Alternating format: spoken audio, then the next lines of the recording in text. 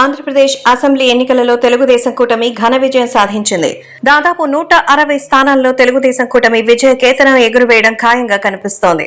ముందు నుంచే చెప్తున్నట్టుగానే వైసీపీ కనీస ప్రతిపక్ష హోదా కూడా దక్కని ఫలితాల సరళిని బట్టి స్పష్టమవుతోంది.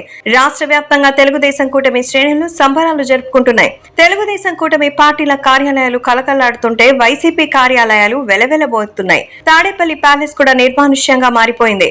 అటువైపు చూసే నాథుడు కూడా లేకుండా పోయారు. నిబంధనలన్నీ తొంగలోకి తొక్కి వందల కోట్ల రూపాయలతో ఋషికొండపై జగన్ ప్రభుత్వం నిర్మించిన విలాసవంతమైన భవనాలపై తెలుగుదేశం కార్యకర్తలు పార్టీ జెండా ఎగరేశారు.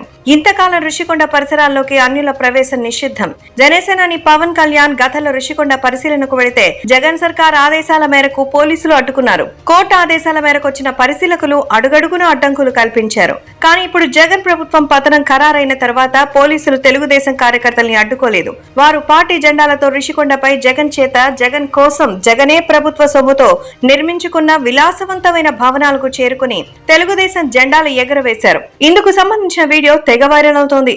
అలాగే జగన్ సర్కార్ ఏకపక్షంగా ఎన్టీఆర్ హెల్త్ యూనివర్సిటీ పేరును డాక్టర్ వైఎస్ఆర్ హెల్త్ యూనివర్సిటీగా మార్చేసిన సంగతి తెలిసిందే.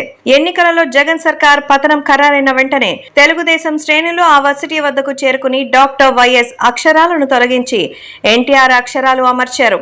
దీంతో వైఎస్ఆర్ హెల్త్ యూనివర్సిటీ కాస్త ఎన్టీఆర్ హెల్త్ యూనివర్సిటీగా మార్చేశారు. ఇందుకు సంబంధించిన వీడియో కూడా తెగ వైరల్ అవుతోంది.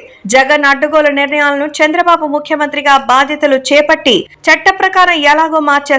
హెల్త్ యూనివర్సిటీకి అధికారం చేపట్టిన తర్వాత ఎన్టీఆర్ పేరునే పెడతామని చంద్రబాబు ఇప్పటికే చెప్పిన సంగతి తెలిసిందే. అయితే జనం మాత్రం ఆ మార్పు ఎలా జరుగుతుంది, అంత వరకు మేము ఆగడం ఎందుకని తామే మార్పులకు శ్రీకారం చుడుతున్నారు.